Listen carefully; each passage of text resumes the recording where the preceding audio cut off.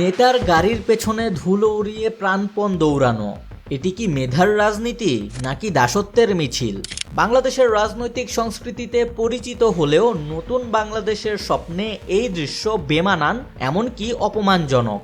এই প্রথা আসলে এক সামন্ততান্ত্রিক মানসিকতার প্রতিফলন, যেখানে নেতা একাধিপতি আর কর্মীরা অনুগত ভূত্য। সভ্য সমাজে এই আচরণের কোনো স্থান নেই। এটি মানবিক মর্যাদাকে রক্ষা করে না, বরং দেখায় আমাদের রাজনীতিতে এখনও মেধার চেয়ে তোষামোদ বেশি মূল্যবান। কেন কর্মীরা ঝুঁকি নিয়ে গাড়ির পেছনে দৌড়ায়? এটি কেবলই দৃশ্যমান হওয়ার রাজনীতি।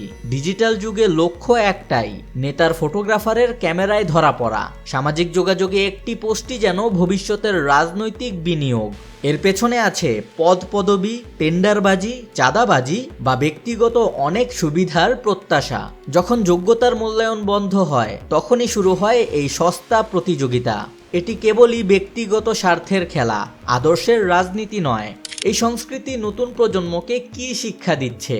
বড় হতে হলে কি কারো পেছনে অন্ধভাবে দৌড়াতে হবে? একটি গণতান্ত্রিক দেশে নেতাদের কাজ পথ দেখানো, কর্মীদের কাজ সমাজ গড়া। কিন্তু যখন রাজনীতি সার্কাসে পরিণত হয়, তখন মেধাবীরা রাজনীতি থেকে মুখ ফিরিয়ে নেয়। অনেক নেতাই এটিকে পাওয়ার শো হিসেবে ব্যবহার করেন, যেখানে কর্মীদের ছোট করে নিজের শ্রেষ্ঠত্ব প্রমাণ করা হয়। কিন্তু প্রকৃত কোনো নেতা কখনোই অনুসারীদের অপমান করে নিজের জনপ্রিয়তা দেখান না, কারণ এই সংস্কৃতি সংগঠনে চাটুকারদের আধিপত্য তৈরি করে, মেধাবী ও নীতিবানরা কোণঠাসা হয়ে পড়ে। ফলে গড়ে ওঠে এমন এক নেতৃত্ব যারা শুধুই হুকুম মানতে জানে, চিন্তা করতে নয়। আর এভাবেই জন্ম নেয় স্বৈরাচারী মানসিকতা। এই রানিং প্রোটোকল কালচার বন্ধ হওয়া জরুরি।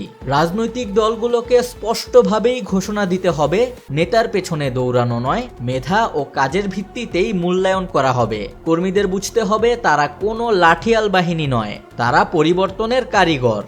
আমরা কেমন বাংলাদেশ চাই ভাবতেই একটি প্রশ্ন সামনে চলে আসে, রাজনীতি কি হবে আত্মসম্মান ও মেধার, নাকি অন্ধ আনুগত্যের?